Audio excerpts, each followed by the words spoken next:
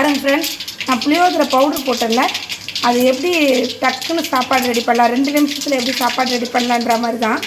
எண்ணெய் ஊற்றி கடுகு போட்டிருக்கேன்.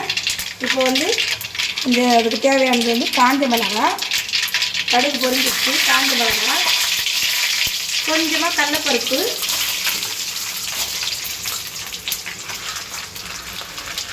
கொஞ்சம் வேர்க்கடலை,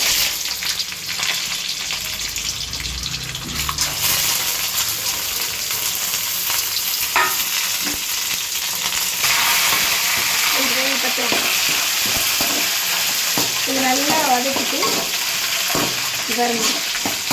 நல்லா வதக்கணும்.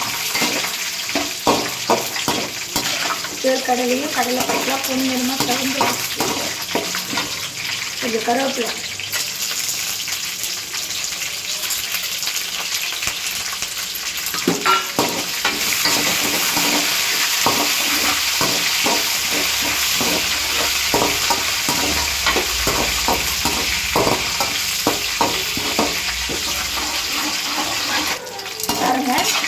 பொன்னிறமாக வந்துடுச்சு.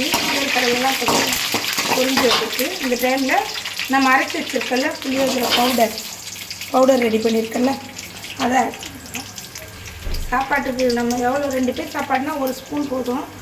நாங்கள் ஒரு 4 பேர் 5 பேருக்கு சேர்த்து செய்கிறோம்.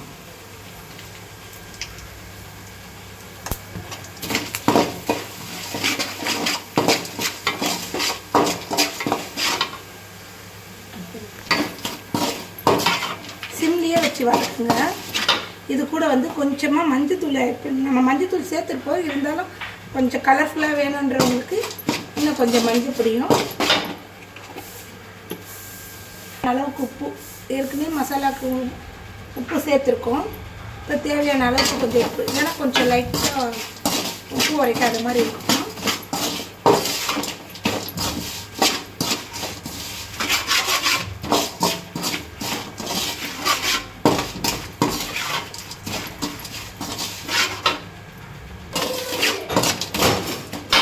அவ்வளோதான், ரெடி ஆகிடுச்சு. இப்போ வந்து சாப்பாடு சேர்த்து வேண்டியதான். நம்ம சாப்பாடு ரெடி பண்ணி வச்சுருந்தா டக்குன்னு சாப்பாடு ரெடி பண்ணி போட்டுக்கலாம்.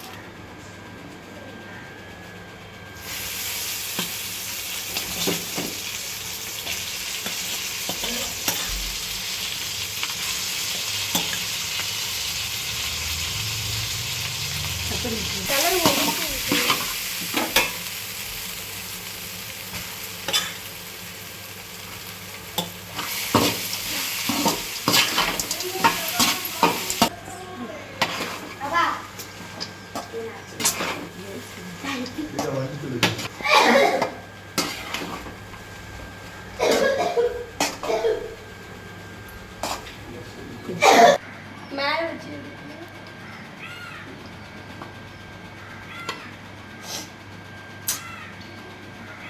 2 நிமிஷத்தில் கோயில் புளியோதரை ஸ்டைலில் மாறிச்சு பாருங்கள். எப்படி இருக்குது பாருங்கள், சாப்பிட்டா டேஸ்ட்டாக இருக்கும். ஓகே ஃப்ரெண்ட்ஸ், பிடிச்சிருந்தால் லைக் பண்ணுங்கள், ஷேர் பண்ணுங்கள், கமெண்ட் பண்ணுங்கள், சப்ஸ்கிரைப் பண்ணுங்கள். தேங்க்யூ ஃப்ரெண்ட்ஸ், பாய்.